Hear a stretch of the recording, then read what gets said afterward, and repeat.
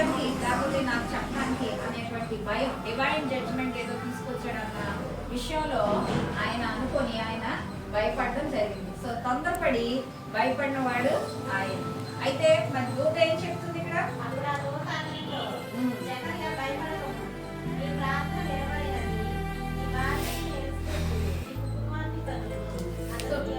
చాలు చాలు.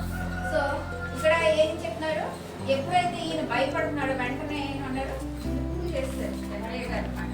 గాబ్రియల్ దూత ఏం చేశారు? భయపడదు, లోపల ఉన్న భయాన్ని గ్రహించిన దూత భయపడద్దు అని చెప్పి నీ భార్య అయిన ఎలిజబెత్ నీ కుమారుని కంటారు. మరి కుమారుని కంటమే కాకుండా కుమారుని గురించి అన్ని వివరాలు కూడా ఇవ్వడం జరిగింది. ఎన్ని వివరాలు? ఎవరు? యోహాను గారు ఉన్నారట.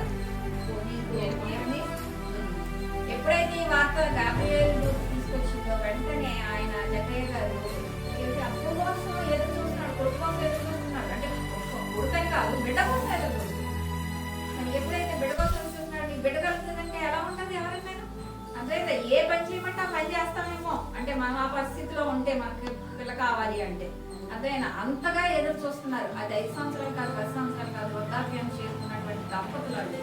అలాంటి వాళ్ళకి ఏం చెప్పండి?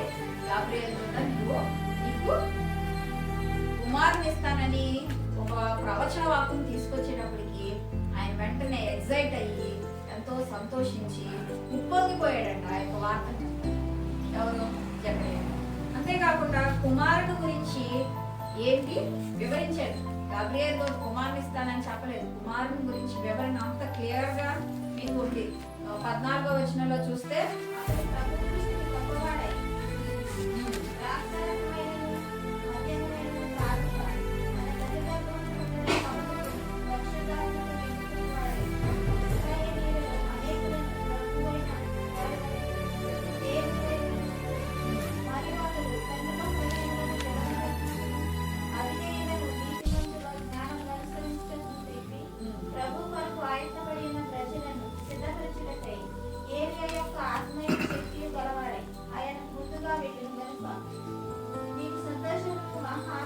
చాలమ్మా చాలు.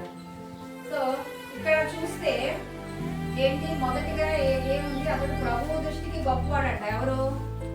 యోహాను గారు. ఆయన పేరేం పెట్టాలో కూడా చెప్పారు. అర్థమైందా? యోహాను అంటే మీనింగ్ ఏంటంటే కృప. Okay, gracious. యెహోవా గ్రేషియస్ అంటే ఏంటి?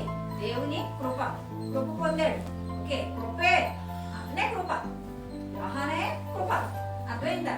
సో దేవుని ప్రభు దృష్టికి గొప్పవాడే ద్రాక్షరసం మధ్యమై తాగా తల్లి గర్భం పుట్టిన వాళ్ళు పరిశుద్ధాత్మతో. రెండోది ఏంటి? పరిశుద్ధాత్మతో నిండుకుంటాడంట. అర్థమైందా? ఇంకా ఏంటి? ఏమంటారు?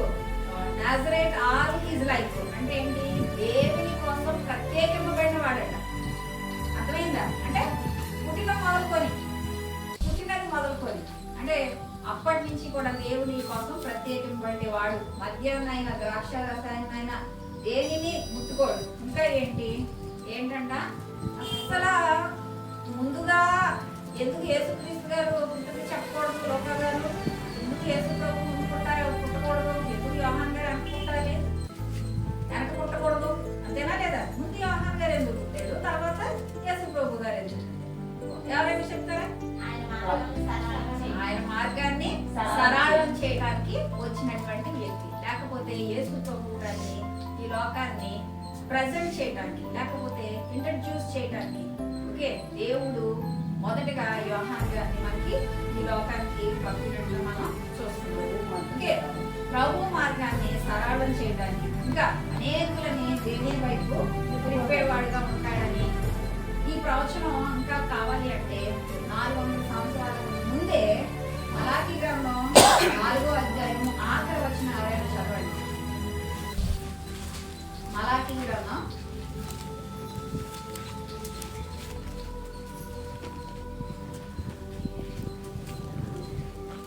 ఆఖరి పుస్తకం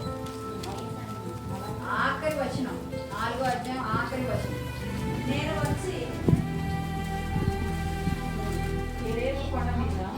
దేశంలో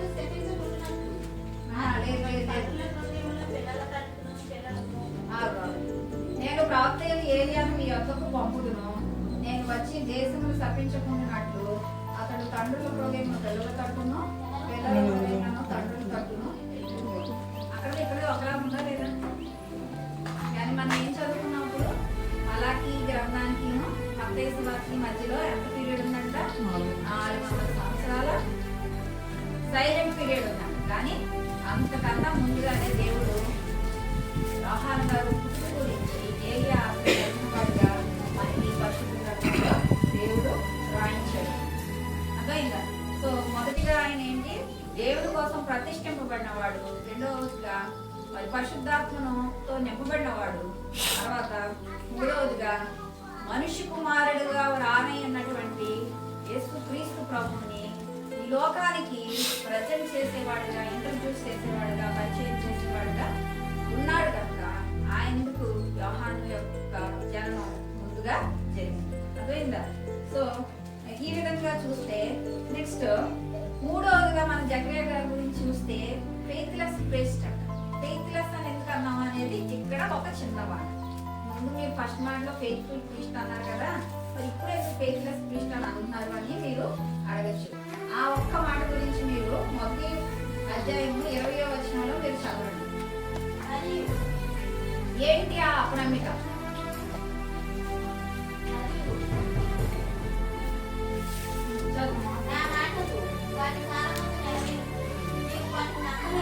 ఒకటి నేను చదువుతాను. దూత 19 చదువుతాను. దూత, నేను దేవుని సంపూర్ణంగా నిలిచి గబ్రియేలును నీతో మాట్లాడటకు ఈ సువర్తమానం నీకు తెలుసకు పంపబడింది. అర్థమైందా? వాటిని నమ్మలేదు. అర్థమైందా? వాటిని నమ్మలేదు కనుక ఈ సంగతులు జరుగు దినము వరకు మాట్లాడక మౌనువై ముందు అని అతనితో చెప్పాడు. అర్థమైందా? సో ఇంత దేవుడితో ఉన్న క్రమం ఎంత చక్కగా ఉంది. నీతిపరుడు, బ్లేడ్లెస్, మరి నిర్ధారహితుడు, మరి ఆయనకు అప్పగించిన పని ఎంతో యథార్థంగా చేస్తూ ఉన్నప్పటికీ ఎందుకు నమ్మలేదు అంటే ఒకే ఒక విషయం ఏంటంటే తన వైపు చూసుకుంటున్నాడు. మనం ఫిజికల్ అపియరెన్స్, ఫిజికల్ అంటే శారీరకంగా నేను వృద్ధుడిని, ఈ సంగతి నాకు ఎలాగో జరుగుతుంది. నా భార్య వృద్ధురాలు, దాన్ని ప్రార్థన చేస్తున్నారు కానీ శారీరకంగా ఇలాంటి శారీరకంగా చూసుకున్నటువంటి ఇంకొక జంట లేకపోతే దంపతులు మనకి పాత నిబంధనలో ఉన్నారు. ఎవరైనా చెప్తారు? ఎవరు? అబ్రహాము, శారా. అర్థమైందా? సో ఆది కాండంలో మనకి అబ్రహాము, శారా కూడా దేవుడు కుమారుని అనుగ్రహిస్తాడంటే అర్థమైందా? ఆ వాగ్దానాన్ని నమ్మారు కానీ అది జరిగేలో బోల్డ్ ట్రైల్స్ వేస్తున్నాడు. హ్యూమన్ ట్రైల్స్ అంటే మనిషి ప్రయత్నాలు. దేవుడు మనకు వాగ్దానం ఇస్తాడు జరుగుతుంది అని, కానీ మధ్యలో మనం ఏం చేస్తామంటే, అంటే మీరనే కాదు ఈ వాక్యం నాకును, అర్థమైందా? మధ్యలో ఏం చేస్తాం? హ్యూమన్ ట్రైల్స్ చేస్తాం అన్నమాట, మనిషి ప్రయత్నం. ఈ మనిషి ప్రయత్నంలోనే మనకి వచ్చింది ఎవరు? చెప్పండి, ఎవరు?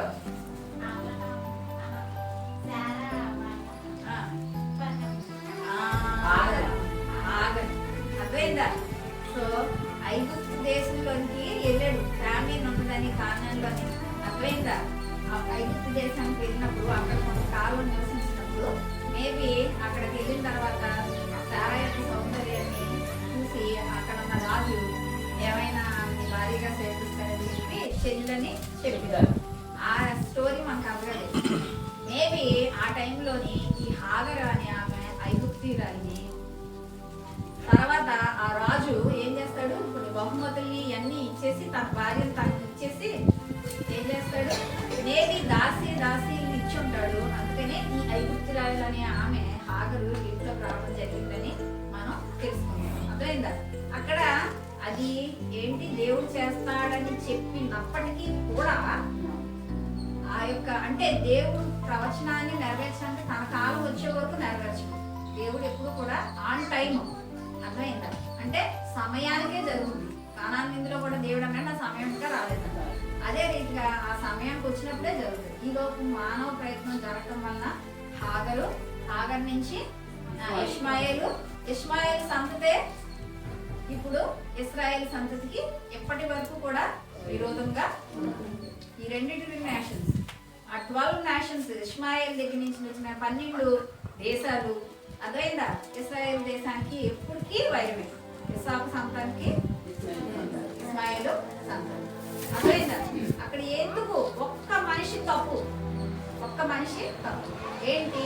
నమ్మకంలో ఏంటి? అవ్వకన్నా నమ్మకం దగ్గర ఉన్నటువంటి దేవుడు ఇచ్చినటువంటి విషయాన్ని నమ్ముతున్నట్టే కనబడి చిన్న అపనమ్మకం జరగడం వల్ల జకరియా గారి మాట ఏమైపోయిందంట? ఇమీడియట్గా పోయింది. ఇమీడియట్గా మళ్ళీ బయటకు వచ్చేవారు కూడా ఆగలేదన్నమాట. చూడండి ఎంత క్లియర్గా చెప్తున్నారు. నా మాటలు వాటి కాలమందే, అంటే నీ కాలమందు కాదు, వాటి కాలమందు నెరవేరును, నీవు వాటిని నమ్మలేదు కనుక ఓకే ఈ సంగతులు జరుగుతేనో. సంగతులు జరుగుతేనో అంటే ఆల్మోస్ట్ 9 నెలలు ఆవిడ గర్భం ధరించి యోహాన్ గారు బయటకు వచ్చే వరకు కూడా ఆయన నోట్లో మాట లేదు. యోహాన్ గారి పేరు పెట్టే టైంకి ఆయన రాస్తున్నప్పుడు ఆయన నాలుగు మళ్ళీ సడలి ఆయనకి వచ్చినట్టుగా చూస్తుంది. సో మనం జకరియా గారి యొక్క అంటే గాబ్రియేల్ గారు తీసుకొచ్చినటువంటి ఆ ప్రవచనాన్ని విని దేవుని నమ్మిక ఉంచిన యాజకుడైనప్పటికీ కూడా తన శరీరాన్ని చూసుకుంటాం వల్ల తన వైపు చూసుకుంటాం. దేవుడి వైపు చూసినంత సేపు నమ్ముకుంటారు. ఎప్పుడైతే దేవుని వైపు నుంచి ఒక్క చూపు మన వైపు తిరుగుతుందో అప్పుడే ఆ అపనమ్మిక మనకి ఏం తీసుకొస్తుంది? కలకలం తీసుకొస్తుంది. ఆ కలకలం జీవితాంతం ఉంటుంది. అర్థమవుతుందా? సో ఆ కలకాలం అది మరి జకరియా గారికి మరి ఆయన యాజకుడు కాబట్టి ఆయన అపనమ్మికని బట్టి అక్కడ ఏం జరిగిందంట? మాట పోయినట్టుగా మనం చూస్తున్నాం. అర్థమైందా? సో ఇక్కడ ఎందుకు జకరియా గారు ఎందుకు అంత క్విక్గా నమ్మలేదు అంటే ఒకటి తన వైపు చూసుకుంటానికి కారణం.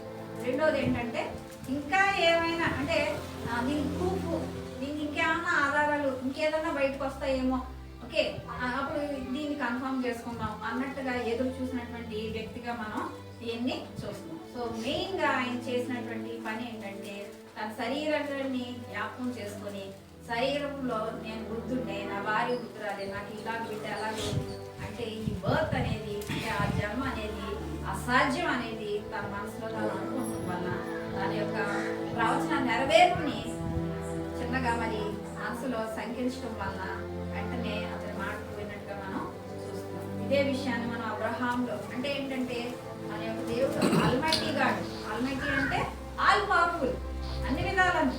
అర్థమైందా? ఏదైనా చేయగలిగినటువంటి దేవుడు కలిగి ఉన్నప్పటికీ ఎంతలాంటి మనుషులైనప్పటికీ ఆ చిన్న అపనమ్మిక తీసుకొచ్చినటువంటి విషయం. అర్థమైందా? సో అందువల్ల మనమైనప్పటికీ కూడా విశ్వాస విషయంలో దేవుని విషయంలో మనం చాలా జాగ్రత్తగా ఉండవలసిన వారమే ఉన్నాం. 2 కొరింథీ పత్రిక 4:13 ఒకసారి ఎవరైనా చూస్తే చదవండి. 2 కొరింథీ పత్రిక 4:13.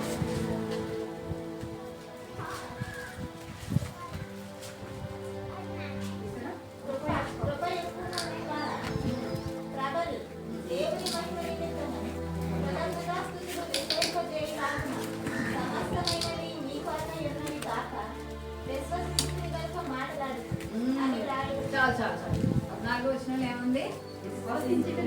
మాట్లాడు అంటే నమ్మకం ఉండటం వల్ల మాట ఉంది, నమ్మిపోయింది కాబట్టి అర్థమవుతుంది కదా. సో ఎప్పుడైనా దేవుని యొక్క మాట నెరవేరాలి, లేకపోతే మనం ప్రార్థన చేస్తూ దేవుని యొక్క ప్రవచనం నెరవేర్పు కోసమో లేకపోతే దేవుడు పని చేయాలి మన జీవితాల్లో మనం ఎదురు చూస్తున్నాము అని అనుకుంటుంటూ ఉంటే కనుక మన సొంత కార్యాలు మన సొంత ప్రయత్నాలు అనేవి మనం మానుకోవాల్సిన వారిగా ఉండాలి అని చూపిస్తుంది. అవిశ్వాసం అనేది శాపంతో కూడింది, విశ్వాసం అనేది ఆశీర్వాదంతో కూడిన పని. అర్థమవుతుందా? అవిశ్వాసం అనేది శాపంతో కూడింది, విశ్వాసం అనేది ఆశీర్వాదంతో కూడిన పని. సో అందువల్ల విశ్వాస విషయంలో దేవుణ్ణి మనం నమ్మాము అంటే దాని ప్రకారంగా మనం ముందుకు వెళ్ళవలసిన వారమే. ఓకే, సో చివరిగా చూస్తే ఆయన దయ పొందినటువంటి యాజకునిగా, ఫేవర్డ్ ప్రీస్ట్ అంటే దయ పొందినటువంటి యాజకుడు. ఏంటి దయ పొందాడు అంటే దేవుడు చెప్పినటువంటి ప్రవచనం నెరవేరు. అర్థమైందా? ఆయన 10 దినాలు ముగిసిపోయినాయి అంట 1వ అధ్యాయంలో. ఏనా సరిగ్గా కూర్చో.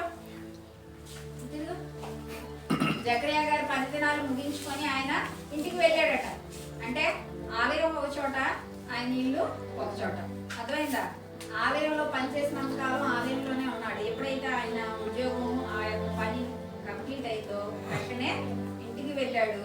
మరి గాబ్రియేల్ దూత చెప్పినటువంటి వర్తమానాన్ని తీసుకొని వెళ్ళి భార్యకి చెప్పడం జరిగింది, సంతోషించాడు. అయితే ఇక్కడ ఇమీడియట్ గా మాట పోవటం వలన అర్థమైందా, ఆయన బయట అందరూ ప్రార్థన చేస్తూ ఆలయం బయట అందరూ మిగతా ప్రజలందరూ ఉన్నారంట. వాళ్ళకి బయటకు వచ్చి ఆయన ఆశీర్వచనం కూడా ఇవ్వలేకపోయింది. లోపల ఏం జరిగింది కూడా చెప్పలేదు. అంటే చూడండి, దేవుని యొక్క యాక్షన్ అనేది లేకపోతే దేవుని యొక్క పని అనేది ఎంత త్వరితంగా జరుగుతుందో కొన్ని విషయాలు మనకి దేవుని యొక్క శక్తి ఏంటనేది మనకు అర్థమవుతుంది. ఆయన బయటకు వచ్చి కూడా దేవుడు ఏం చేశాడు అనేది సన్నిలే తప్పితే మాట లేదు.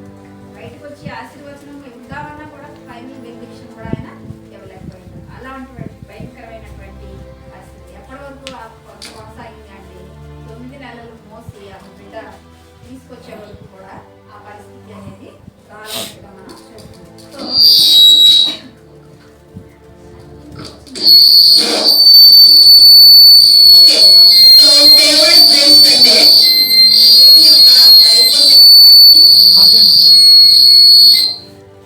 దేవుని యొక్క దయ పొందినటువంటి క్రీస్ట్ గా లేకపోతే దేవుని యొక్క దయ పొందినటువంటి యాజకునిగా మనం చూస్తున్నాం. సో ఆయన 10 దినాలు ముగించుకొని భార్య దగ్గరికి వెళ్ళి దేవునికి చేసినటువంటి కార్యము లేక గాబ్రియేలు దూత వారికి వివరించినటువంటి విషయాన్ని, కుమారుడు కలుగుతాడనేటువంటి విషయాన్ని ఎప్పుడైతే మరి అక్కడ తెలియజేయడంతో భార్య ఎంతో సంతోషించింది. మరి ఇర్మియా గ్రంథము 32:17 చూస్తే క్లియర్స్ లేదు, దేవునికి అసాధ్యమైనది ఏదీ లేదు. అది శారీరక ఆరోగ్యంతో సంబంధం లేదు, లేకపోతే మనకు ఉన్నటువంటి డబ్బుతో సంబంధం లేదు. ఒక పని జరగాలి అంటే దేవుడు దాన్ని ఎలాగన్నా జరిగిస్తాడు.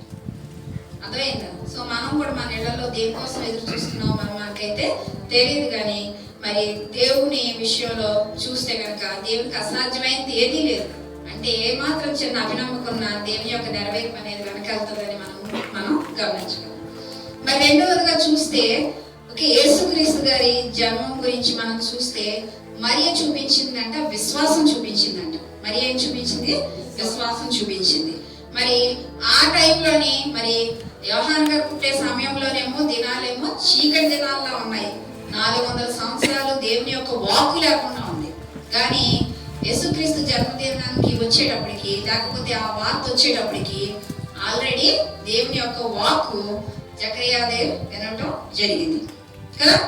సో ఇక్కడికి వచ్చేటప్పటికి మరి మరియా చాలా మరి జకర్యా గారు చూస్తే యాజకుడు, మరి మరియా చూస్తే ఒక యవ్వనురాలు, ఒక టీనేజర్.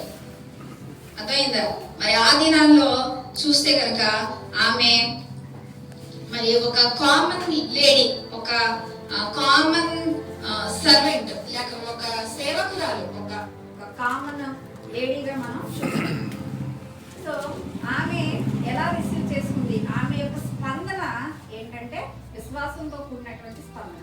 మరి జకర్యా గారు మరి గాబ్రియేల్ గారు తీసుకొచ్చిన వార్తన అపనమ్మికతో కూడినటువంటి ఒక స్పందనగా మనం చూస్తే ఇక్కడ మరియా యేసు ప్రభు గారి గురించి తీసుకొచ్చినటువంటి స్పందన ఎలా ఉందంట? అది విశ్వాసంతో కూడినటువంటి స్పందన ఇవ్వాలి. ఓకే, ఇప్పుడు చూస్తే కనుక ఎక్కడ మనకి గాబ్రియేల్ దూతకి మరి జకర్యా గారికి ఏమో ఆ వర్తమానం ఏమో ఎక్కడ అతి పరిశుద్ధ స్థలంలో ఆయన ధూపం వేస్తుండగా కుడి ప్రక్కన గాబ్రియేల్ దూత వచ్చింది. కానీ ఇక్కడ చూస్తే మరియ దగ్గరికి ఆమె ఇంటిలో ఉండగానే వార్త వచ్చింది. అంటే కామన్ ప్లేస్, పరిశుద్ధ స్థలం కాదు, అదేనా మామూలు ప్లేస్. అంటే మనం ఎలా మన ఇళ్లలో జీవిస్తూ ఉండగా ఆమె కూడా అలా జీవిస్తూ ఉంది. అదేనా? అంతేకాకుండా ఆ దినాల్లోని మరి గలిలయలోని నజరేతు అనే ఊరి దగ్గర ఊర్లో నివసిస్తున్నటువంటి స్త్రీ మరి మరియా. మరి ఆ రోజుల్లో ఎలా ఉందంట? యోధా ప్రజలు కట గలిలయలో ఉన్నటువంటి యోధా ప్రజలు అంటే అల్లు యూదులే వీళ్ళు యూదులే, కానీ గలిలయలో ఉన్న వాళ్ళకి వీళ్ళకి కొంచెం మనస్పర్ధ. ఎందుకంట గలిలయ ఉన్నట్టు యూదులట ఓకే అన్ని జనులతో స్నేహంగా ఉన్నారు. అర్థమైందా? ఇటు కమ్మోళ్ళే అది కమ్మోళ్ళే, అర్థమైందా? కానీ ఆ కమ్మోళ్ళు వచ్చి వేరే మామూలు వాళ్ళతో మాట్లాడుతున్నారు, అందుకనే వీళ్ళు వచ్చి వాళ్ళతో మాట్లాడుతున్నారు. అంటే డ్యూటీ మన భాషలో మనం చెప్పుకోవాలి. అర్థమైందా? సో అలాంటి పరిస్థితులు ఇంకా గట్టిగా మాట్లాడితే గలిలయలోని నజరేతు అనే ఆ ప్లేస్లో ఉన్న ప్రజలంట తృణీకరింపబడినటువంటి ప్రజలు. అలాంటి పరిస్థితుల్లో ఉన్నట్టు ప్రజల్లో నుండి ఒక కన్యకను దేవుడు అర్థమైందా? ఆవిడి టీనేజ్. అర్థమైందా? ఆవిడి దేవుడు ఒక ఏమనాలి, ఆమె యొక్క గర్భాన్నట holy of the holiest place గా దేవుడు ఎన్నుకున్నాడట. అతి పరిశుద్ధ స్థలం ఎక్కడ ఉంటుంది? ఆలయంలో ఉండేటువంటి ఆ స్థలంగా దేవుడు ఎన్నుకున్నాడు. ఎందుకంటే పుట్టబోయే శిశువు ఎలాగా మానవ ప్రయత్నం ద్వారా వచ్చినటువంటి శిశువు కాదు, పరిశుద్ధాత్మ నిండుకుంటూ వల్ల వచ్చేటువంటి శిశువు. మీరు చూడండి అక్కడ 28వ వచనంలో చూస్తే కనుక మనకి ఆమెను చూసి దయాప్రాప్తురాల నీకు శోభనించు. ఆమె ఆ మాటకు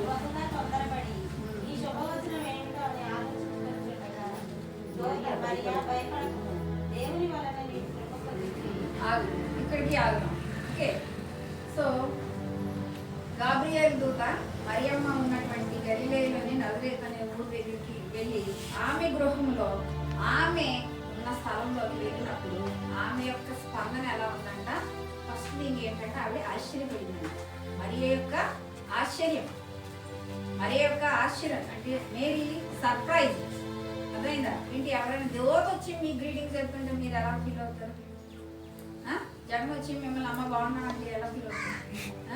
ఆ వెంటనే ఆ ఫోటోని కలకాలం రాసేసుకుంటారు. అంటే ఇంట్లో ఫ్రేమ్ కట్టేసుకొని కూడా పెట్టేసుకుంటారు. అర్థమైందా? సో మరి మరియమ్మ గారు ఆవిడ ఒక కామన్ వ్యక్తి. ఆ రోజుల్లో ఆ ప్రదేశంలో ఉన్నటువంటి యూదులకిను మరి యూదాలో ఉన్నటువంటి ప్రజలకి ఒక సరైన సాంగత్యం లేనటువంటి సమయంలో ఆమెను గాబ్రియేలు దూత తెచ్చి ఏమని చెప్తుందాడి? దయాప్రాప్తురాల నీకు శుభము. ఫస్ట్ గ్రీటింగ్స్ చెప్తుంది, తర్వాత ఏం చెప్తుంది? అక్కడ చెప్పింది, ఇక్కడ కూడా గాబ్రియేలు దూత అక్కడ భయపడద్దని, ఎక్కడ జకరియా గారి దగ్గర ఇక్కడ కూడా భయపడద్దని చెప్పింది. ఓకే, దేవుని వల్ల కృప పొందినటువంటి స్త్రీ అట. దేవుని వల్ల కృప పొందింది. సో మరియ గారేమో కృప పొందింది. అర్థమైందా? మరి ఎలిజబెత్ గారేమో కృపనే గర్భం దాల్చింది. మరి యోహాన్ గారు కడుపులో ఉన్నారు. యోహాన్ గారి పేరేంటి? కృప. సో యోహాన్ గారిని ధరించిందంటే గర్భంలోని ఆవిడ కృపనే గర్భం దాల్చింది. మరి మరియ గారు ఏంటి? కృపను పొందింది. అర్థమైందా? సో మరియ గారు కృపను పొందుకుంటాం. మరి ఎందుకు ఆమె అంటే హైలీ ఫేవర్డ్, అంటే ఏమంటారు? దయాప్రాప్తురాల నీకు శుభం. నీవు ఏంటి చదవండి ఇక్కడ, నీ శుభవచనం నీకు శుభము, నీకు ప్రభు నీకు తోడై ఉన్నాడు. ఆమె ఆ మాటకు బహుగా తొందరపడి ఈ శుభవచనం ఏమిటో అని ఆలోచించుకొని చూడగా దూత మరియా భయపడకము, దేవుని వల్ల నీవు హైలీ ఫేవర్డ్. దేవుడిని అంటే ఫస్ట్ ప్లేస్ లో దేవుడు ఆమెని ఎన్నుకున్నాడు. మీరు లోకానికి రక్షకుడిని తీసుకురావడానికి ఒక సామాన్యమైనటువంటి పరిస్థితుల్లో ఉన్నటువంటి ఒక కన్యకను దేవుడు ఏర్పాటు చేసుకున్నాడంటే ఆవిడలో ఉన్నటువంటి ఆ యొక్క లక్షణాలు ఏంటి? మరి జకరియా గురించి అయితే నిందారహితుడు, నీతిమంతుడు అని చెప్పుకున్నాం. మరి మరియ యొక్క హ్యూమిలిటీ అండ్ కమ్యూనిస్, ఆవిడ యొక్క దీనత్వం, ఆవిడ యొక్క విధేయత, దేవుని పట్ల ఆవిడికి ఉన్నటువంటి నిజాయితీ, మరి దేవుణ్ణే ఆమె ప్రణాళికగాను ప్రామాణికంగాను ఉంచుకొని ఆమె జీవిస్తున్నటువంటి ఒక కామన్ కన్యక, కామన్ లేడీ. మరి ఆమె యొక్క గర్భాన్ని దేవుడు ఎంచుకున్నాడు. ఆ యొక్క వార్తను వినగానే ఫస్ట్ మరియా ఏమైంది? ఆశ్చర్యపడింది. మరి రెండవదిగా చూస్తే మరియా ఏమైంది? సరెండర్. మేరీ సరెండర్ అంటే ఏంటి? తను తాను సమర్పించుకుంది. నమ్మిక నమ్మలేదు కనుక అని ఇక్కడ రాయబడి ఉంది. ఎక్కడ రాయబడి ఉంది? జకరియా గారి విషయంలో మనకి చూస్తే 20వ వచనంలో, నువ్వు నమ్మలేదు కనుక నీ ప్రవచనం నెరవేర్చే వరకు కూడా నువ్వు నీకు మాట లేకుండా ఉంటావని ఉంది. కానీ మరి ఈ విషయంలో ఆ మాట ఎక్కడా రాయబడలేదు. ఆవిడ ఏం చేసిందంట? గాబ్రియేలు దూత ఇచ్చినటువంటి వర్తమానాన్ని తలపోసుకుందంట. తల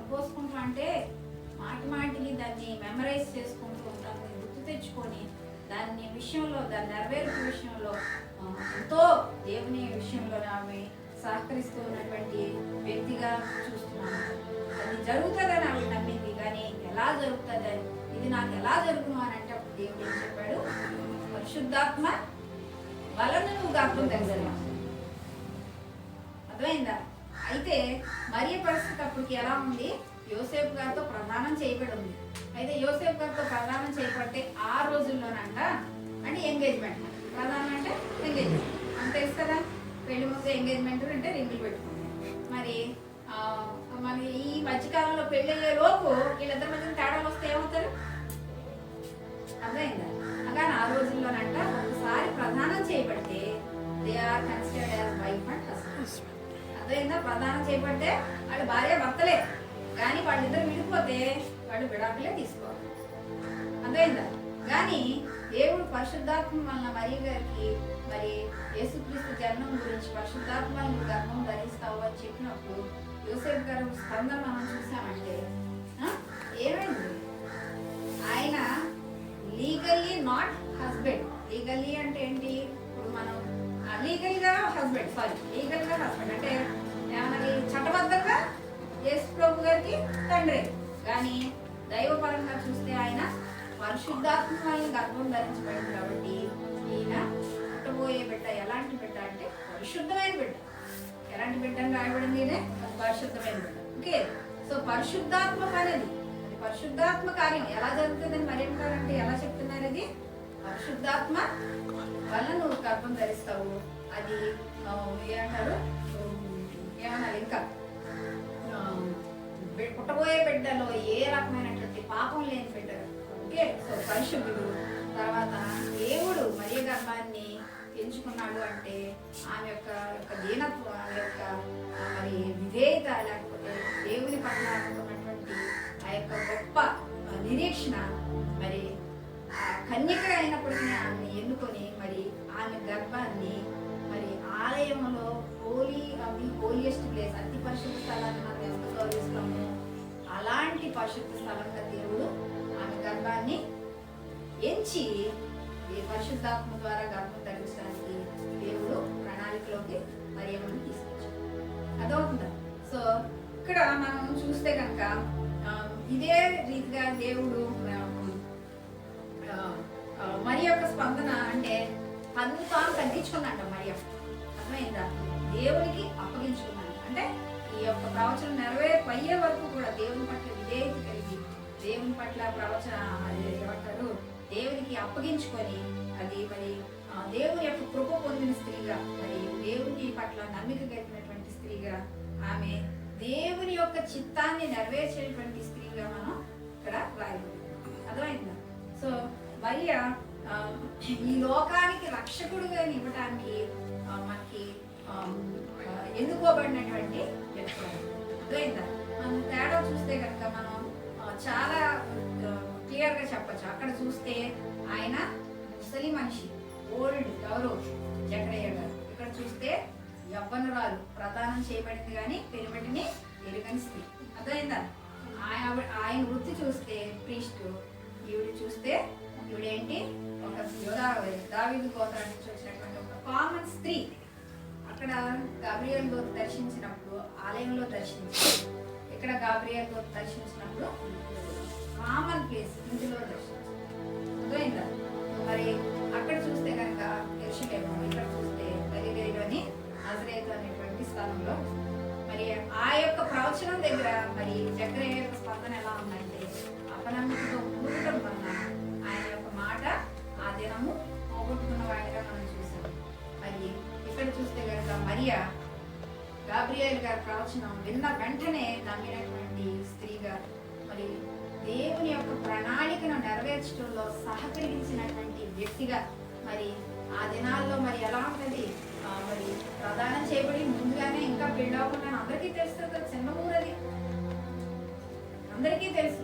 మరి ఎంత అవమానం, మరి అలాగే ప్రదానం చేయబడిన యోసేపు కూడా ఎంత మరి ఇది అయినప్పటికీ ఈ అవమానాలన్నిటినీ కూడా ఆ యొక్క ప్రవచనాన్ని విని, మరి లోకరక్షకుడు ఈ లోకానికి మన కోసం వస్తున్నాడు అనేటువంటి ఒక గొప్ప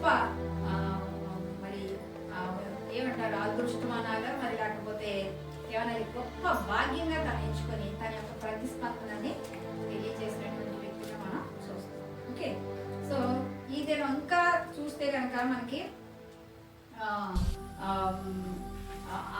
హన్నా అనేటువంటి ఇంకొక స్త్రీ కూడా ఉంది. ఆవిడ పేరే కృపట. అర్థమైందా? మరి ఎక్కడ ఉంది?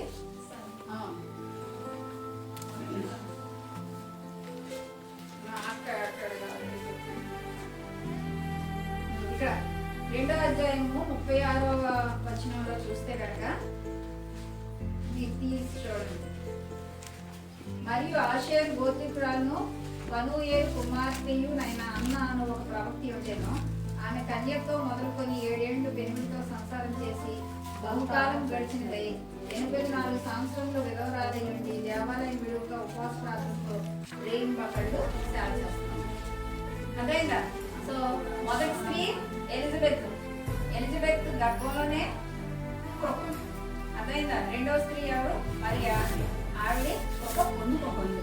అర్థమైందా? మరి ఈ యొక్క ఈమె పేరు ఆషేరు గోత్రికురాలు పెనియేలు కుమార్తె అయిన అన్న. మరి ఈవిడి పేరే కృప. అర్థమైందా? సో ఇక్కడ ఈమెంటి భర్తతో 7 సంవత్సరాలు మాత్రమే సంసారం చేసిందంట. కానీ ఆవిడ జీవితకాలం 84 సంవత్సరాలు. ఆవిడకి ఇల్లు లేదు, తల్లి ఇల్లు లేదు, తండ్రి ఇల్లు లేదు. దేవుని ఆలయంలోనే దివారాత్రులు ఉపవాసం నుంచి ప్రార్థన చేస్తున్నటువంటి ఒక స్త్రీ. ఈమె కూడా ఈ యొక్క క్రిస్మస్ ఆరాధనలోనే ఆమె కూడా పాలిభాగస్తురాలుగా ఉంది. ఎందుకంటే యేసు ప్రభు గారిని మరి ఆలయంలోకి తీసుకురాబడినప్పుడు అక్కడ మరి ఆమె కూడా మరి పుణ్యంతో పాటు ఈమె కూడా మరి ప్రభువుని చూచి మరి ఆనందించి మరి ఉన్నట్టుగా మనం చూస్తున్నాం. అయితే మొట్టమొదటి క్రిస్మస్ అంట ఉమెన్స్ క్రిస్మస్ అంట. అంటే స్త్రీల క్రిస్మస్ అనే చదువుతున్నాం.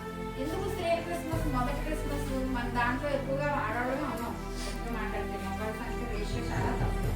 ఎందుకు మొదటి అంటే 6వ మాసం ఎలిజబెత్కి 6వ మాసం అయినప్పుడు అప్పుడు ఏం చేసిందంట? మరియ దగ్గరికి వెళ్ళినప్పుడు గర్భంలో ఉన్న శిశువు గంతులు వేసింది. అర్థమైందా? అంటే ఏంటి? ఏం గర్భంలో ఉన్న శిశువు, ఆమె గర్భంలో ఉన్న శిశువు లోపల మాట్లాడుకున్నారు అనమాట. అంటే ప్రభుని స్తుతించారు. అర్థమైందా? సో దట్స్ వై అది మొదటి క్రిస్మస్ గా మనం చూస్తున్నాం. అర్థమైందా?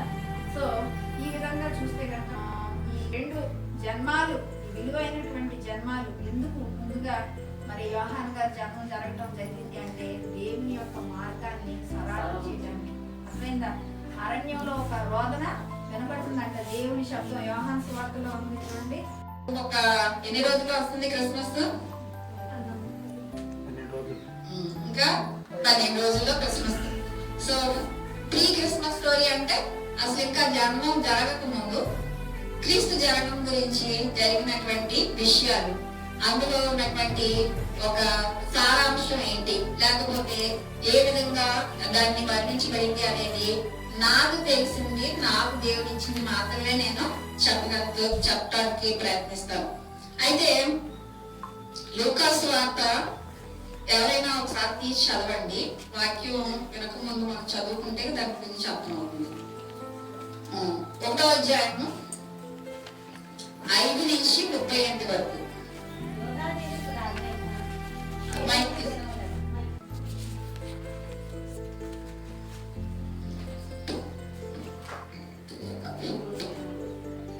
యోధియా దేశపు రాజైన హేరోదు దినములలో అబియా తరగతిలో జకరియా అను ఒక యాజకుడుండెను. అతని భార్య అహరోను కుమార్తెలలో ఒకటి, ఆమె పేరు ఎలిజబెత్. వీరిద్దరూ ప్రభు యొక్క సకలమైన ఆజ్ఞల చొప్పులను న్యాయ విధుల చొప్పులను నిరపరాధులుగా నడుచుకొని దేవుని దృష్టికి నీతిమంతులై ఉండేది. ఎలిజబెత్ గొడ్రాలైనందున వారికి పిల్లలు లేకపోయింది, మరియు వారిద్దరు బహుకాలం గడిచి వృద్ధులైంది. జకరియా తన తరగతి క్రమం చొప్పున దేవుని ఎదుట యాజక ధర్మము కలిగించుతుండగా యాజక మర్యాద చొప్పున ప్రభు ఆలయంలోనికి వెళ్ళి దూపము వేయుటకు అతనికి వంతు వచ్చెను. దూప సమయమందు ప్రజలు సమూహమంతయు వెలుపల ప్రార్థన చేయుచుండగా ప్రభు దూప వేదిక కుడివైపున నిలిచి అతనికి కనబడగా జకరియా అతన్ని చూసి తొందరపడి భయపడిన వాడాయెను. అప్పుడు దూత అతనితో, జకర్యా భయపడకుము, నీ ప్రార్థన వినబడినది. నీ భార్య అయిన ఎలిజబెత్ నీకు కుమారుని కొనును. అతనికి యోహాను అని పేరు పెట్టింది. అతడు ప్రభు దృష్టికి గొప్పవాడై ద్రాక్షరసమైనను మద్యమైనను త్రాగక తన తల్లి గర్భమున పుట్టినది మొదలుకొని పరిశుద్ధాత్మతో నిండుకున్న వాడై ఇశ్రాయేలీయులలో అనేకులను ప్రభు అయిన వారి దేవుని వైపునకు ఇంకోటి ఎవరంట? మరియు అతడు తల్లిదండ్రుల హృదయములను పిల్లల తట్టుకును అవిధేయులను నీతిమంతుల జ్ఞానమును అనుసరించుటకు ఇవి ప్రభువు కొరకు ఆయత్తపడిన ప్రజలను సిద్ధపరచుటకై ఏరియా యొక్క ఆత్మయు శక్తియు గలవాడై ఆయనకు ముందుగా వెళ్ళును. గనుక మీకు సంతోషమును మహా ఆనందమును కలుగును. అతడు పుట్టినందున అనేకులు సంతోషించును.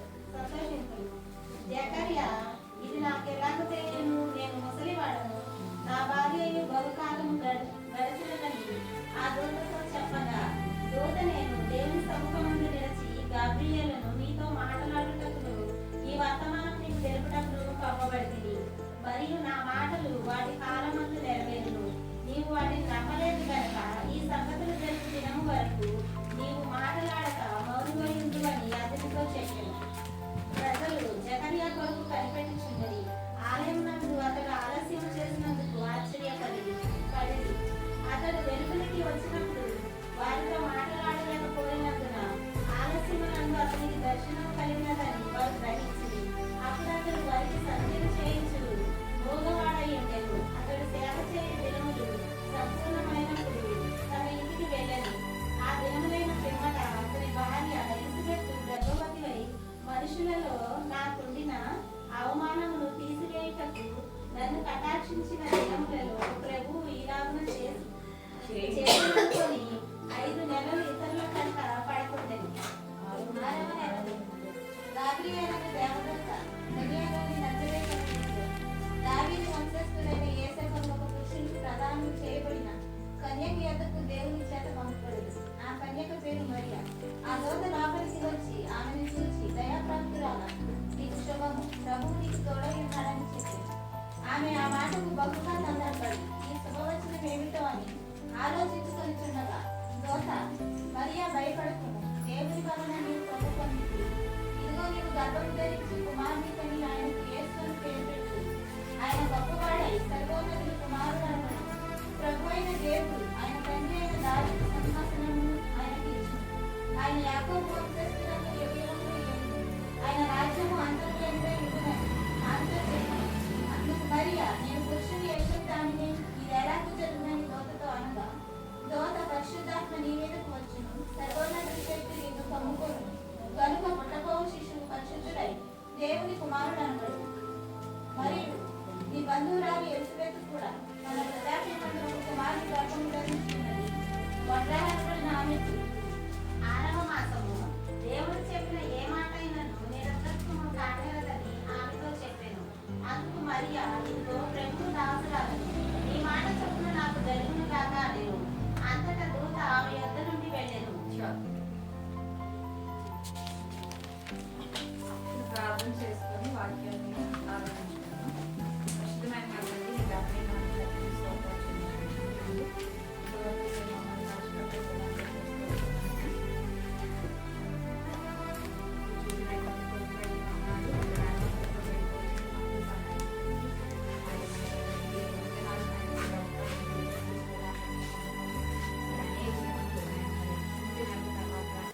ఆల్మోస్ట్ ఆయన తండ్రి బిడ్డలు కలుసుకుంటాను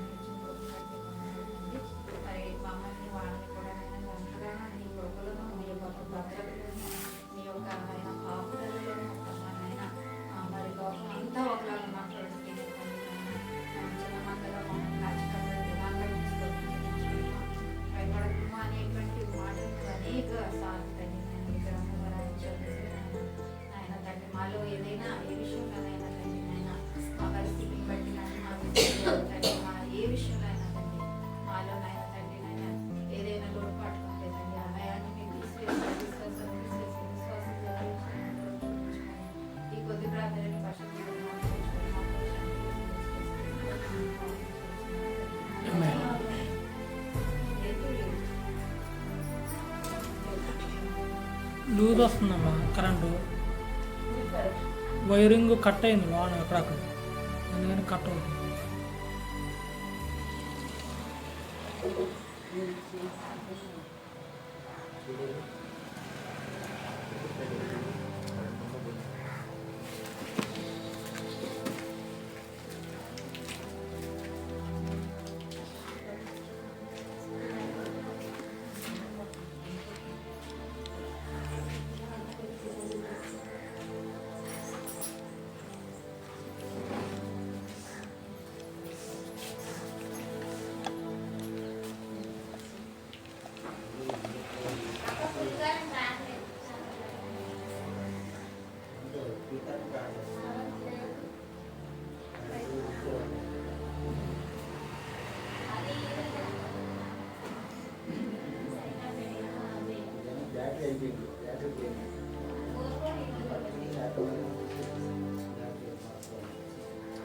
ఓకే.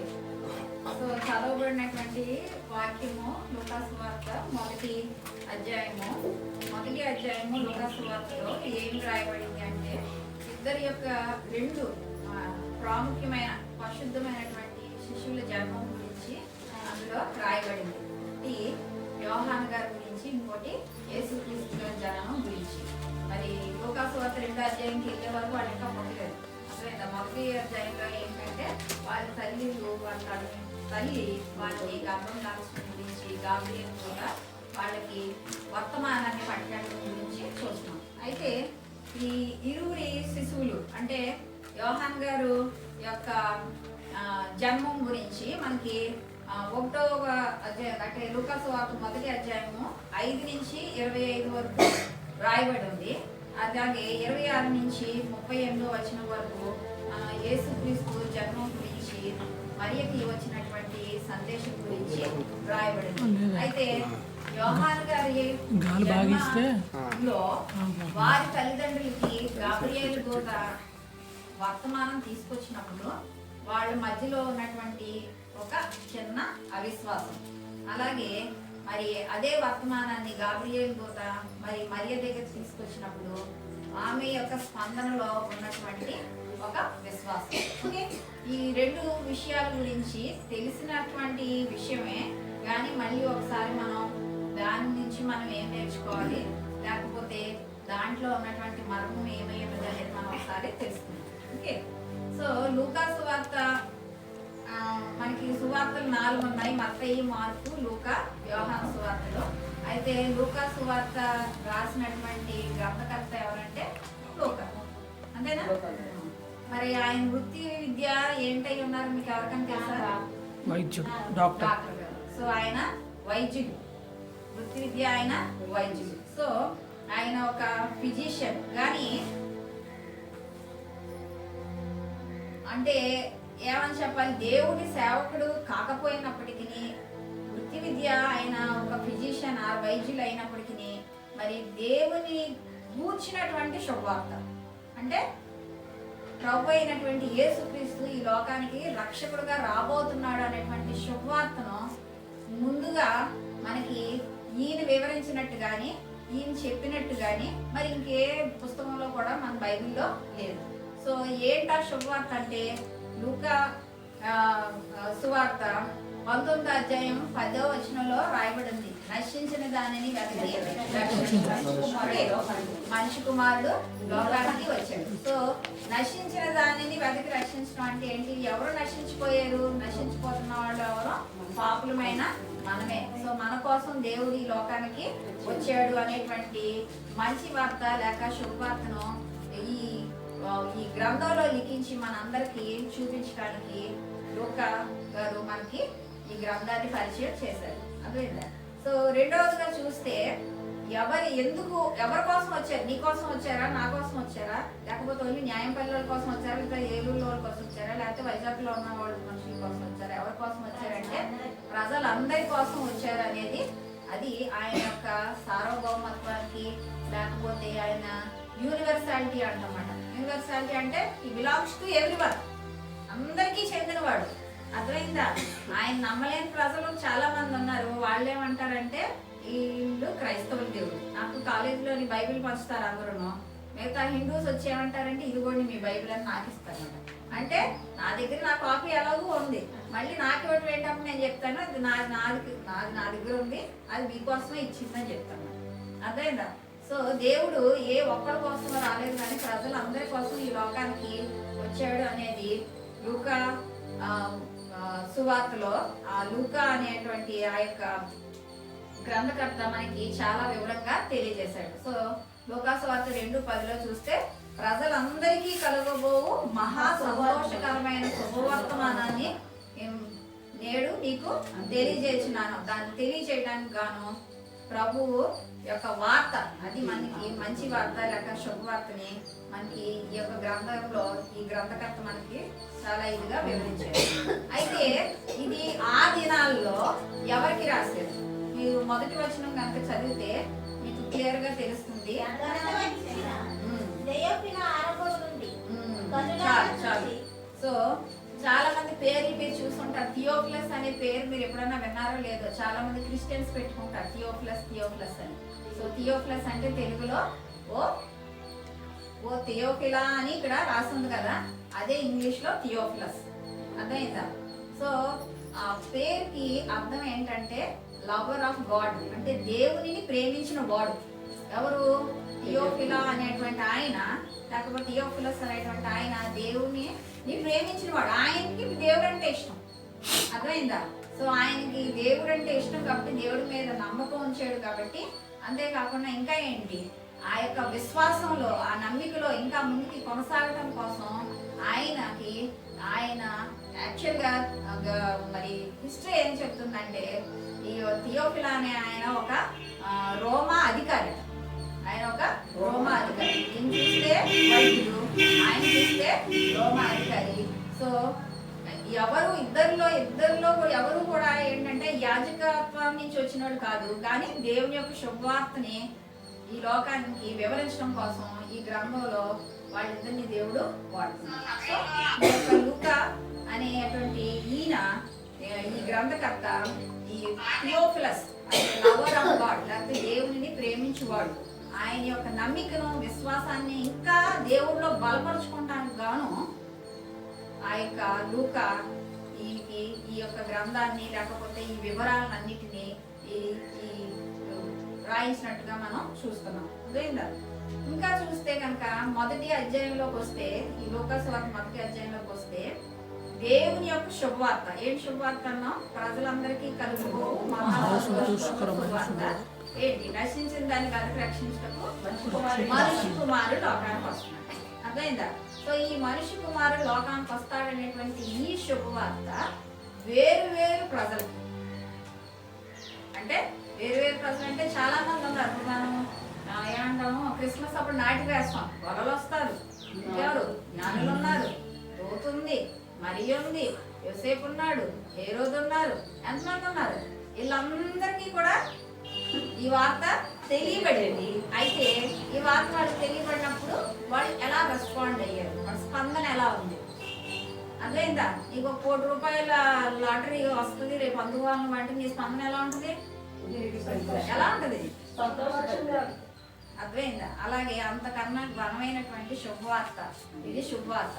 సో ఈ లూకా సువార్తలోని ఈ యొక్క రకరకాలటువంటి ఈ మనుషులు ఈ దేవుని గురించినటువంటి శుభవార్త, ఆయన జన్మం గురించిన శుభవార్త ఈ గ్రంథంలోని చెప్పినప్పుడు వాళ్ళ యొక్క స్పందన ఎవరెవరిది ఎలా ఉందనేది చాలా వివరంగా వివరించబడింది. అర్థమైందా? అయితే అందరి స్పందన మనము చెప్పుకుంటానికి ఈరోజు సమయం చాలు కనుక నేను చెప్పాను కనుక 2 ఇంపార్టెంట్ లేకపోతే అతి ప్రాముఖ్యమైనటువంటిది, అతి ప్రాముఖ్యమైనది కదా, అదే ప్రాముఖ్యమైనది వారి యొక్క జన్మాలు. అర్థమైందా?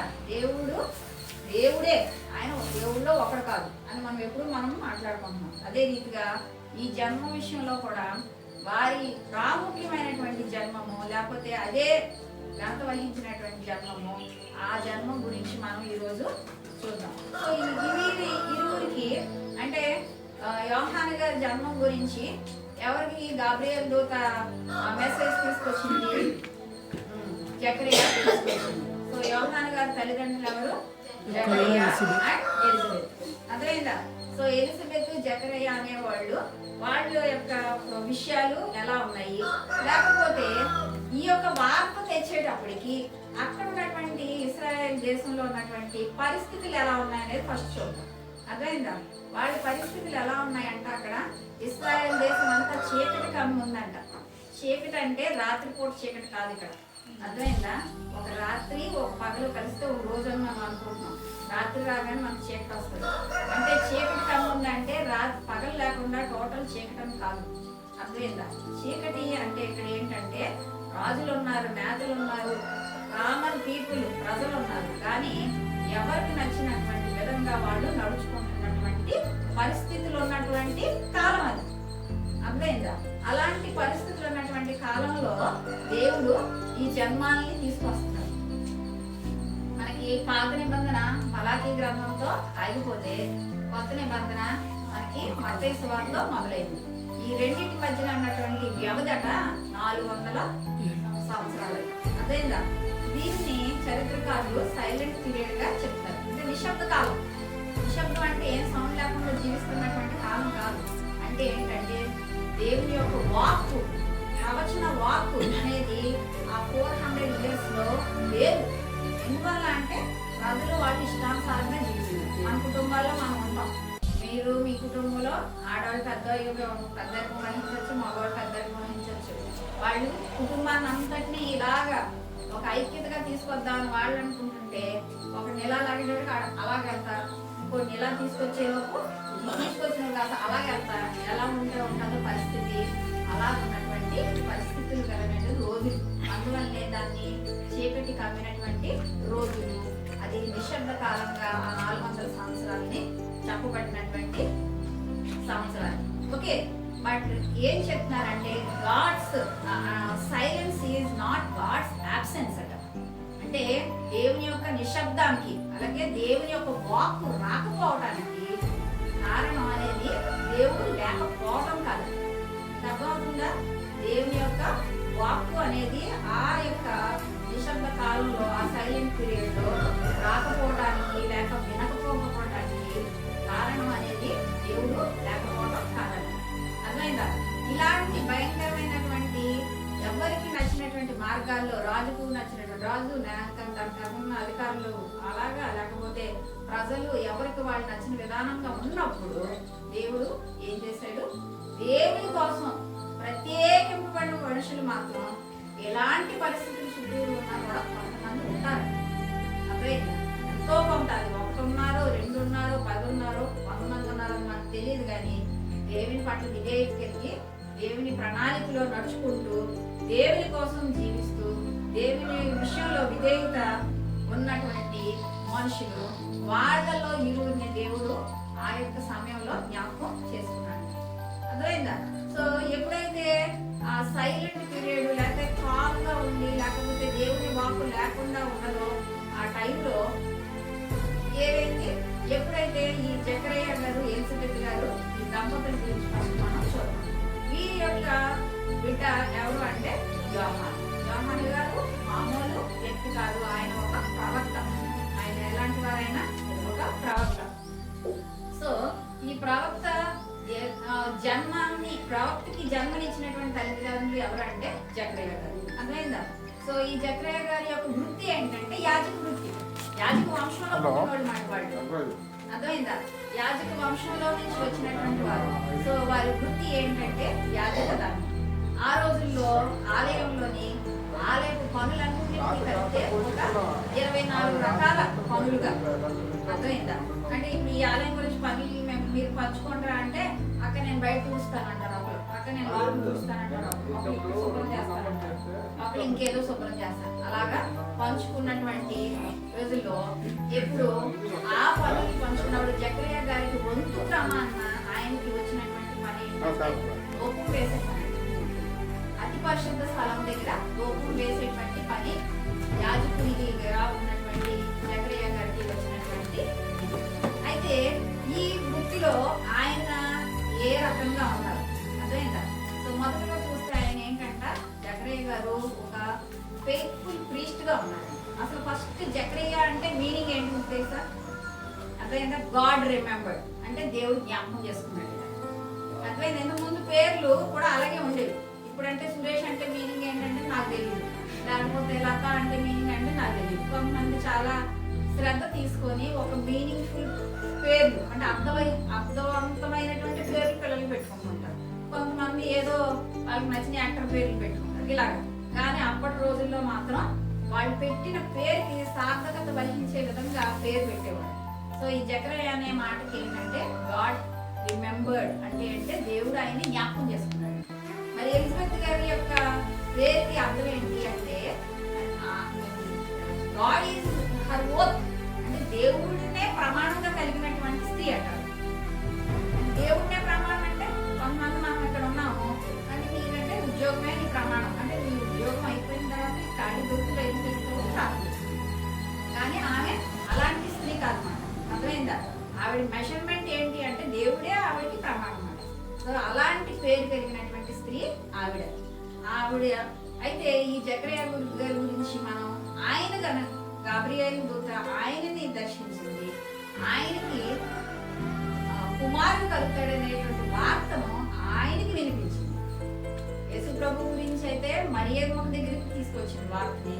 కానీ యోహాను గారి గురించి అయితే గాబ్రియేలు దూత ఎవరిని దర్శించింది? జకరియా గారిని దర్శించింది. మరి జకరియా గారిని దర్శించడం జకరియా గారు ఎక్కడ ఉన్నారు? ఆయన యొక్క ప్రవర్తన సరళి ఎలా ఉంది? ఆయన మరి యాజక ధర్మంలో ఉన్నటువంటి వ్యక్తి. ఈవెన్ ఎలిజబెత్ గారు కూడా లేవి వంశానికి సంబంధించినటువంటి లేవి పిల్లు అంటే ఏంటి? యాజకుల వంశాల్లో వచ్చినవాడు. మన అక్కకి ఒక మనవడు పుట్టాడు. అర్థమైందా? మనవడు పుట్టినప్పుడు ఆ అబ్బాయి 4వ తరం అంటే ముందు 3 తరాలు కూడా యాజక వృత్తిలో ఉన్నారు వాళ్ళు. ఇప్పుడు ఈ పిల్లోడు ఏంటంటే నెక్స్ట్ ముందుకి వెళ్ళబోతే ఈ పిల్లోడు కూడా యాజకుడు అవుతాడని ఆషేరు అనేటువంటి పేరు ఆ పిల్లోడికి పెట్టబడింది. అంటే యాజక వృత్తిలోకి ఉన్న వాళ్ళలో 4వ వరుస పిల్లోడు. అర్థమైందా? అలాగే వీళ్ళు కూడా యాజక వంశంలో ఉన్నటువంటి వీరు భార్య భర్తలు. వీరు ఎంతో విధేయతతో ఉన్నవాడు. సో మొదటిగా మనం చూస్తే ఈ జకరియా గారు ఆయన ఫెయిత్ఫుల్ ప్రీస్ట్ అంట. ప్రీస్ట్ అంటే యాజకుడు, ఫెయిత్ఫుల్ అంటే నమ్మకత్వం కలిగినటువంటి యాజకుడు. దేవుడు అప్పగించినటువంటి పనిలో ఆయన చాలా నమ్మకత్వం వహించినటువంటి వ్యక్తిగా మనం చూస్తున్నాం.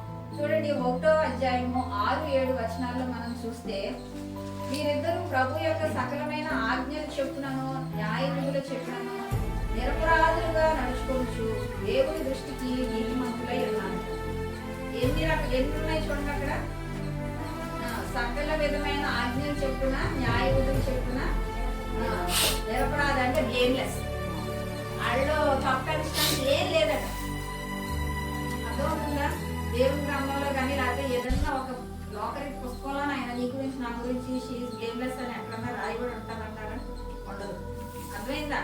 బ్లేమ్లెస్ ఇంకా అంటే నిరపరాధులు, దేవుని దృష్టికి నీతిమంతులు, రైచియస్, నీతిమంతులుగా వాళ్ళ జీవితాలు గడుపుతూ ఉన్నారు.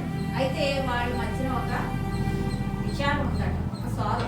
ఏంటి ఆ సారు అంటే గొడ్రాలు. ఎలిజబెత్ ఏంటి? గొడ్రాలు. వాళ్ళ వయసు గతించిపోయింది. పిల్లలకి అనేటువంటి వయసు వాళ్ళది గతించిపోయింది.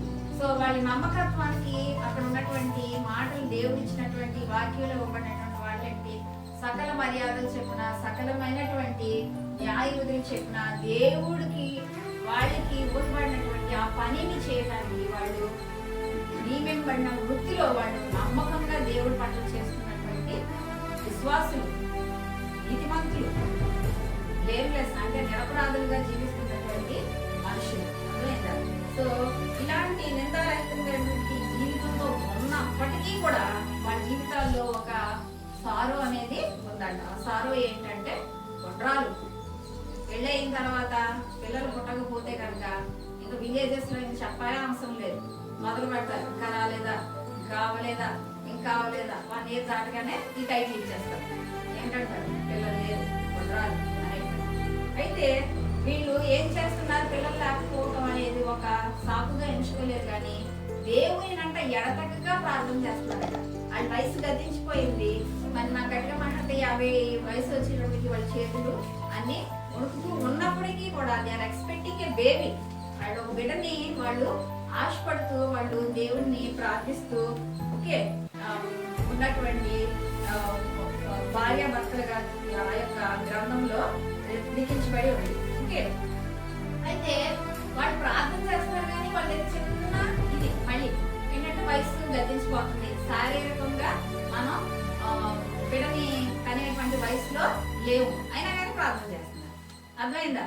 సో ఇలాంటి వాళ్ళు ఎప్పుడు కూడా దేవుడు వాళ్ళ ప్రార్థనకి ఆన్సర్ చేస్తాడని కానీ, లేకపోతే వాళ్ళ ప్రార్థనకి జవాబుగా ఏదో ఒక పిల్లల్ని ఇస్తారని అనుకున్నారేమో కానీ ఒక ప్రవక్తని వాళ్ళ కడుపున దేవుడు తీసుకొస్తాడని మాత్రం వాళ్ళు ఎప్పుడు కలలో కూడా వాళ్ళు అనుకోలేదు. అర్థమైందా? కానీ వాళ్ళు నిందారహితంగా వాళ్ళు దేవుని యొక్క పనిని జాగ్రత్తగా వాళ్ళు చేసుకుంటూ పోతున్నారు. ఇంకా రెండవదిగా చూస్తే జకరియా గారి గురించి చూస్తే ఆయన ఫియర్ఫుల్ ప్రీస్ట్ అట, అంటే భయం, దేవుని పట్ల భయం కలిగినటువంటి వ్యక్తిగా మనం చూస్తున్నాం. భయం కలిగినటువంటి యాజకుడు. 8వ వచనం 8 నుంచి 17వ వచనం వరకు మనం చూస్తే కనుక ఈ మొదటి గ్రంథంలో ఏమని రాయబడి ఉందంటే ఓకే వాళ్ళు వంతు క్రమాలు, అంటే మీకు ఈ జకరియా గారు చేసేటువంటి పని ఏంటంటే అతి పరిశుద్ధ స్థలం, అంటే మనకి అక్కడ ఆలయంలోని పరిశుద్ధ స్థలం అతి పరిశుద్ధ స్థలము అంటారు. ఇంగ్లీష్ లో హోలీ ఆఫ్ ది హోలియెస్ట్. ఆ ప్లేస్ దగ్గరికి వెళ్ళి ధూపం వేయటం అంటేనంట జీవితంలో అది హైయెస్ట్ హానర్, అంటే ఒక మనిషికి ఇచ్చేటువంటి అత్యంతమైనటువంటి గౌరవంగా భావించి అక్కడికి వెళ్ళి ధూపం వేసేటువంటి పనిని ఓకే వంతు క్రమాన ఆయనకు వచ్చిందంట. వంతు క్రమం ఏది చీట్లు వేసుకుంటారేమో అప్పట్లోని ఈ పని ఇది మీకు చేయరా అంటే అందరికి ఇష్టపడేది ఏంటంటే ఇక్కడ శుభ్రం చేయడం ఇష్టం. అర్థమైందా? అంతేగాని ఇంక చుట్టుపక్కల శుభ్రం చేయడం అనేది ఇష్టం లేకపోవచ్చు, లేకపోతే వేరే పనుల్లో ఆలయం దగ్గర ఇష్టం లేకపోవచ్చు. దాని తప్పి ఇలాంటి వంతు క్రమాన్ని చీటే వేయచ్చు, ఏదన్నా వేయచ్చు. ఆయన వంతు క్రమాన్ని వచ్చిన పని ఏంటంట అతి పరిశుద్ధ స్థలం దగ్గర ధూపం వేయటం అనేది ఆయనకి వచ్చినటువంటి పని. అది ఎంతో గౌరవప్రదమైనటువంటి వృత్తిగా అతను భావించి నమ్మకంగా దేవుని పట్ల భయం కలిగి ఆ ధూపం వేయడానికి వెళ్ళేవాడంట. ఆ ధూపం ప్రతి మరి ఇప్పుడు ఉదయం అంటే ఉదయపు బలి ముందు, తర్వాత సాయంత్రపు బలి తర్వాత మరి ధూపం వేసేటువంటి ఒక క్రమం ఉండేది. మరి ఆ క్రమంలో మరి జకరియా గారికి మరి చరిత్ర ఎక్కువగా చెప్తుంది ఏంటంటే ఆయన ఈవినింగ్ అంటే సాయంత్రం సమయం బలి తర్వాత ఆ ధూపం ఆ యొక్క స్థలంలో అతి పరిశుద్ధ స్థలంలో ధూపం వేసేటువంటి ఆ యొక్క పని ఆయనకి వంతు క్రమాన వచ్చింది. అది చేస్తూ ఉండేవారుగా ఆయన్ని చూస్తున్నాం. మరి అది చేస్తున్నప్పుడు ఆయన ఏదోలాగా మరి చేసినటువంటి విధిగా మనం చూడలేదు. అర్థమైందా? ఆయన చాలా బైబిల్ దగ్గరికి వచ్చి మీరు ఎవడని అడుగుటకు యూదులు యెరూషలేము యాజకులను లేవీయులు యోహాను వరకు పంపబడినప్పుడు ఆయన ఇచ్చిన సాక్ష్యం ఇదే అట. అతడు ఎరుగక ఒప్పుకొనేను. మరి మన ఇంకోళ్ళు అయితే నువ్వు క్రీస్తు అంటే ఏమంటారు? అక్కడ యేసు ప్రభు లేడు కాబట్టి నేనే క్రీస్తుని చెప్పచ్చు. కానీ ఆయన ఏమన్నాడు? నేను క్రీస్తుని కానని ఒప్పుకోలేను. కాగా వారు మరి ఎవరు అని నీవు ఏలియావా అని అడుగగా కానని, నీవు ఆ ప్రవక్తవా అని అడుగగా కానని ఉత్తరించాను. కాబట్టి వారు ఎవరు మమ్మ పంపు వారికి మేము ఉత్తరవేయమన్నాను కనుక నిన్ను గురించి నీవేం చెప్పుకుంటున్నావు అని అతను అడిగారు. అందుకు అతడు ప్రవక్త అయిన యెషయా చెప్పినట్టు ప్రభు త్రోవ సరళం చేయుడి అని అరణ్యంలో ఎలుగెత్తి చెప్పు ఒకరి శబ్దము. It is a voice in the wilderness. అంటే అరణ్యంలోని ప్రభు మార్గాన్ని సరళం చేయండి అని ప్రభు కోసం మార్గాన్ని సిద్ధపరచడానికి ముందుగా దేవుని చేత పంపబడినటువంటి వ్యక్తి యోహాను గారు. అర్థమైందా? ఇప్పుడు ఇక్కడ జగన్ గారు వస్తున్నారు అనుకుంటే ఎలా వస్తారో అందరూ ఆయన కోసం రోడ్లన్నీ రెడీ చేసేస్తారు. మనుషులు అడ్డం వస్తుంటే వాళ్ళకి సెక్యూరిటీ గార్డు వీటితో లడ్తో ఆయన మార్గాన్ని ఒక లోకరీతి మనుషులు అయినటువంటి అతనికి అంత అటెన్షన్ ఉంటే మరి లోకాన్ని రక్షించడానికి, నశించిన దాన్ని వెదకి రక్షించడానికి ఎవరి కోసం వచ్చాడు? అందరి కోసం వచ్చాడు. అర్థమైందా? శుభవచనం ఏంటి? నశించిన దాన్ని వెదకి రక్షించడానికి. ఎవరి కోసం వచ్చారు? ప్రజలందరి కోసం వచ్చినటువంటి. ఎందుకు ముందుగా పుట్టారు యోహాను గారు అంటే ప్రభు యొక్క మార్గాన్ని సరళం చేయడానికి, ఆయన కోసం త్రోవను సరళం చేయడానికి. అరణ్యంలో ఆయనంట ఒక శబ్దం, వాయిస్ ఇన్ ద విల్డర్నెస్. అర్థమైందా? రోజుల్లో ఉన్నదంట అంతాను ఏంటి అల్లరి. అర్థమైందా? మనకి కావలసింది విల్డర్నెస్ లో వాయిస్ అంటే అరణ్యంలో రోదన ఎవరు చేశారు? ప్రభు మార్గం సరళం చేయండి. మరి యేసు ప్రభు గారు యోహాన్ గారి దగ్గర బాప్తిసం వచ్చినప్పుడు యోహాన్ గారు ఏమన్నారు? మీకు నేను ఇవ్వడం ఏంటంటే ఇప్పటికి ఇలా కానివ్వండి, మీ చెప్పులు వారు ఎక్కడానికి కూడా నేను కాదని మరి ప్రభు యేసు ప్రభు గారు మనకి సర్వీస్ ఆయన బాప్తిసం ప్రభు కోసం ముందుగా ప్రకటింపబడినటువంటి వ్యక్తి ప్రవక్తగా మనం యోహాన్ గారిని. అందువలన చూడండి, ఎందువలన మరి ఎలిజబెత్ గొడ్రాలుగా అన్ని దినాలు ఉండుకోవాల్సి వచ్చింది అంటే మనం న్యాచురల్ గా ఆలోచించామంటే మరి గారు మరి టీనేజ్ వచ్చే వరకు కూడా దేవుడు ఆవిడ గర్భాన్ని మూసుకుంటాడు. అంతేనా లేదా?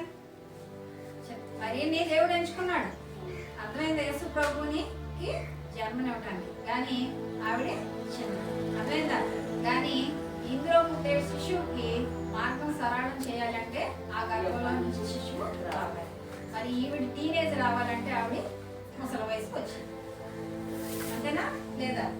అప్పటి వరకు కూడా ఆవిడ గొడ్రాలుగా నిందని అనుభవించింది. అర్థమైందా? సో గొడ్రాలుగా నిందని అనుభవించిన తర్వాత ముసలి వయసులో దేవుడు ఆమెని దర్శించినప్పుడు గాబ్రియల్ అక్కడ బిడ్డ పుట్టి ఆ బిడ్డ మరి దేవుని యొక్క జన్మానికి మార్గాన్ని సిద్ధపరిచి ప్రజల్ని దేవుని వైపు ఎంత క్లియర్గా చక్కగా రాయబడి ఉంది. చూడండి ఒకసారి, మళ్ళీ ఒకసారి చూద్దాం. యోహాన్ గారు అంటే దేవుని వైపు తిప్పుతాను ఎలాగా చదువుతారు ఎవరన్నా? అనేకులను దేవుని వైపు తిప్పేవాడుగా ఉంటాడని దేవుడు చెప్పాడు. అనేక మరియు అతడు తండ్రుల హృదయంలో పిల్లల తగ్గినప్పుడు అవిధేయులను నీతిమంతుల జ్ఞానమును అనుసరించుటకు తిప్పి ప్రభు కొరకు ఆయత్తపడిన ప్రజలను సిద్ధపరచుటకై ఏలియా యొక్క ఆత్మయు శక్తియు గలవాడై ఆయనకు ముందుగా వెళ్ళను కనుక నీకు సంతోషమును మహా ఆనందములు కలుగు. అతడు పుట్టినందున అనేకులు సంతోషించుటకు జకర్యా ఇది నీకు ఎలా చేసింది? నేను ముసలివాడను, నా భార్య గడిచినదని అతనితో చెప్పాలా? తోట నేను దేవుని సముఖంలో నిలుచు గాబ్రియలు. మరి జకరియా గారికి పేరుకి అర్థం ఏంటని చెప్పాను? గాడ్ రిమెంబర్ అంటే దేవుడు జ్ఞాపకం చేసుకున్నాడు. మరి ఎలిజబెత్ గారి పేరుకి ఏంటి చెప్పాను? దేవుడినే ప్రమాణం కలిగినటువంటి వ్యక్తి.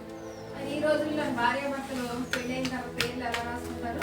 ఫస్ట్ పేరు వాళ్ళ వెనకాల రాసుకుంటారు ఆడవాళ్ళు. అంతేనా లేదా? నా పేరు రాసినప్పుడు వ్యూలా డానియల్ అని రాస్తారు. మరి ఆవిడ కూడా రాసుకుంది అనుకోండి, ఏమని రాసుకుంటుంది? ఎలిజబెత్ జకరియా అని రాసుకుంటుంది. ఎలిజబెత్ జకరియా అంటే మీనింగ్ ఏంటంట? తన వాగ్దానాన్ని జ్ఞాపకం చేసుకున్నాడు అంట. ఎవరు? తన వాగ్దానం అంటే దేవుడు చేసిన వాగ్దానాన్ని జ్ఞాపకం చేసుకుంది. అర్థమైందా? ఇందులో వాగ్దానం అనేది ఎవరు? ఎలిజబెత్. జ్ఞాపకం చేసుకుంటే ఎవరు? జకరియా. అర్థమవుతుందా? ఈ రెండు పేర్లు కలిసి వచ్చినటువంటి మాట ఏంటి? దేవుడు తన వాగ్దానాన్ని జ్ఞాపకం చేసుకున్నాడు.